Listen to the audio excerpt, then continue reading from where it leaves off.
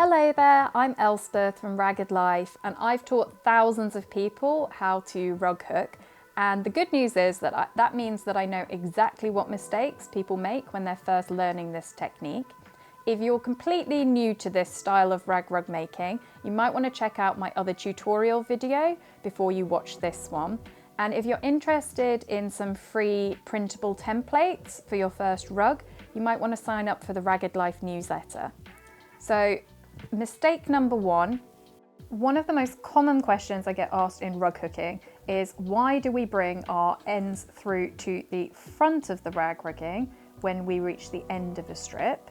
As I'm doing here, when I'm reaching near the end of this strip, I'll pull this tail through to the top rather than leaving it through on the underside, and I would trim that tail to the same height as all my loops at. But quite rightly, I sometimes get asked, why wouldn't you just leave it on the back of the rag rigging, where it can't be seen? And the reason why we do this is because if you leave your tails on the back, like in this example here, then as you walk on the rug and it moves against the floor, it will gradually aggravate your tails. Imagine this was through to the back, and eventually it will work the loops loose, one loop at a time. And imagine that where you've got 100 tails on the back of your Hessian. You'd think that the tails would be visible on the front of the work, but actually when they're all packed in with all the loops, they totally disappear and are nearly impossible to see. And it really doesn't impact your design at all. And even though it's counterintuitive, it makes your rug hooking secure, which is exactly what you want. Now I'm going to move on to mistake 2, which is all about the spacing of your loops. In rug hooking, the spacing of your loops is really important. If you space them too far apart, like I'm now missing out about 4 or 5 strands, then you'll see bald patches between your loops. And on the back, there'll be this longer loop, which means it's impossible to then pull another loop to fill that bald patch on the front.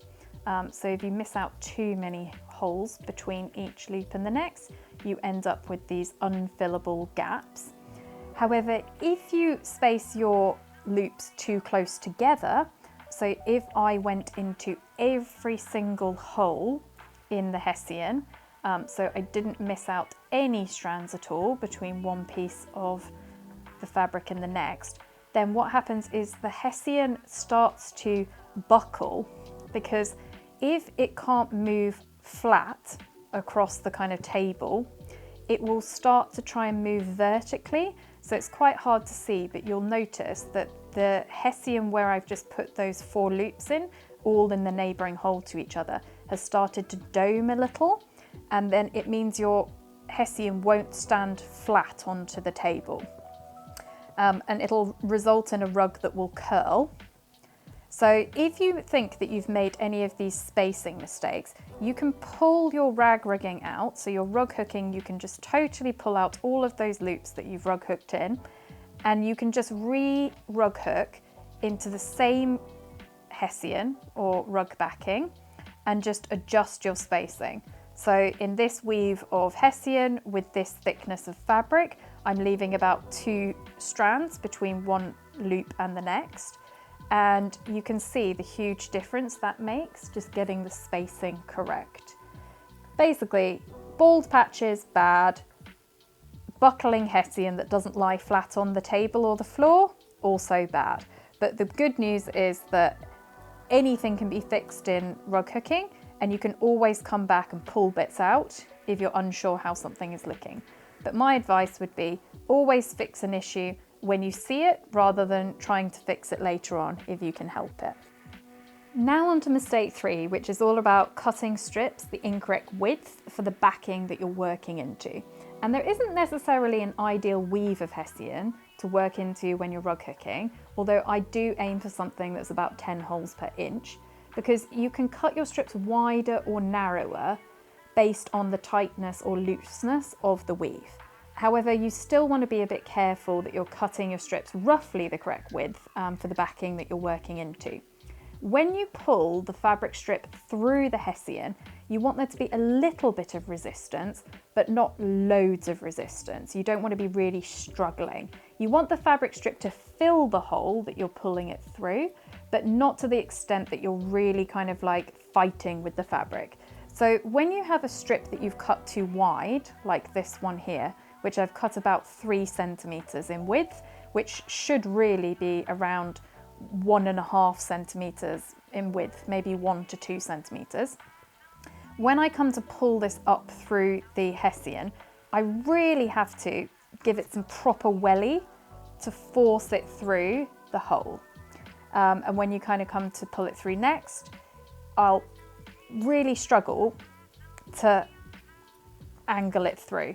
And it creates these quite kind of like thick, lumpy loops, which aren't quite so dainty.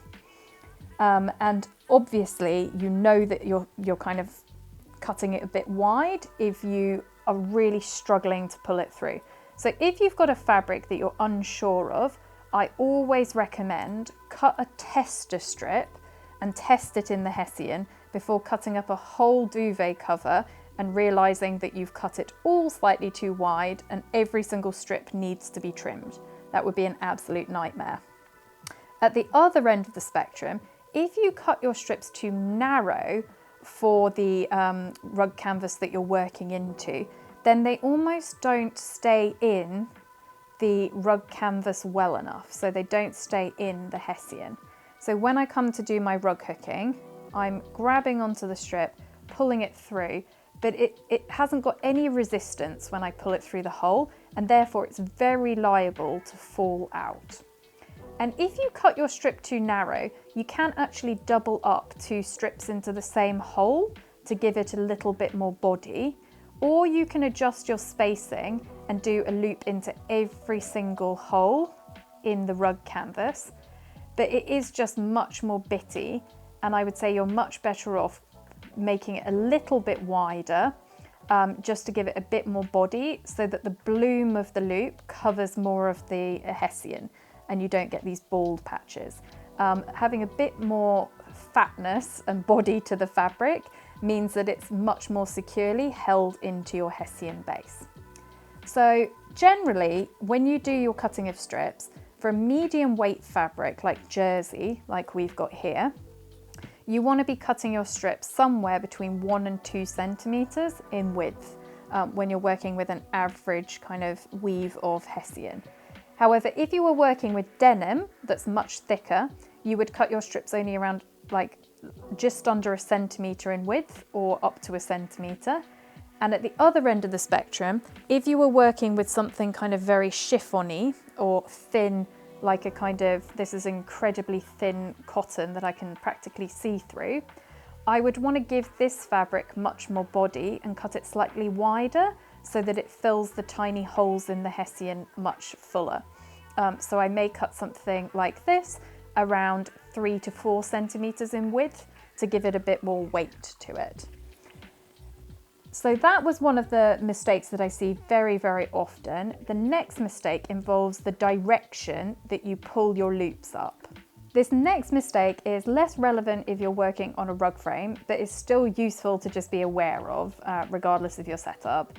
When you're rug hooking, when you pull your loop up, you aim to pull either towards your previous loop or pull the loop directly upwards, which is why I always rotate my canvas so that I'm always pulling in a way that feels natural to me, which is always pulling from left to right or towards away from my body. If, however, I had the rug canvas at an awkward angle, like the opposite direction to what feels natural to me, I'm more likely to pull away from my previous loop, and that's when you'll start to pull your previous loops shorter. So you can see in this extreme example, I've actually pulled my entire previous loop out, but most of the time it kind of shows up in a way where when you pull your loop up, when you pull it, it will pull your other loop ever so slightly shorter, which means that over time, you end up with slightly shorter and shorter loops over the course of a row. So always just make sure that you're rotating the rug canvas and hessian to a way which feels natural for you to rug hook in. And ideally, as I said, pull towards the previous loop so that it doesn't pull it shorter every time you pull one up. Right, and my final common mistake is all about the choosing of materials when you first start out. So I would suggest being totally kind to yourself while you're a beginner and choosing only easy materials while you're learning. So those are ones that are soft, thin, malleable, and bendy. So fabrics like jersey, lycra, old tights and brushed cotton are easy to work with. Hard fabrics are things like leather or thick denim or upholstery materials. Anything with a rough surface that's thick. So this sock here is a bit thicker and harder to work with. Another thing which I say to avoid too much of if you're a beginner is when you cut strips to rug hook with, most fabrics will lose a few fibres on the edge of them. So you can see here this cotton is kind of shedding these strands off the side. If you run your finger and thumb down the side of a fabric strip, most things will shed a bit, but eventually, once they've lost those kind of edge fibres, they'll stop shedding. Whereas some fabrics, like thick upholstery material, polyester, summer scarves that are very loosely woven, they never stop shedding. And I avoid too many of them because it's harder to rug hook when you've got a lot of these kind of loose fibres going on the edge. It'll also give you more of a distressed look, which is very much a Marmite thing of some people love it, some people hate it. So fabrics that do that tend to be really poor quality polyesters, thick upholstery material, anything that's very loosely woven, so kind of those sheer summery scarves that are all really loose weight. And at the opposite end of the spectrum, some things like velvet, because they're made of quite thick fibres. But my advice is always cut a tester strip, run your finger and thumb down the sides of it, see whether eventually it stops shedding. If it does, you're good to go. So that was basically an intro to some of the common mistakes. If you're interested in learning more techniques, then definitely do subscribe to the Ragged Life channel. And thank you so much for watching, and hopefully see you soon.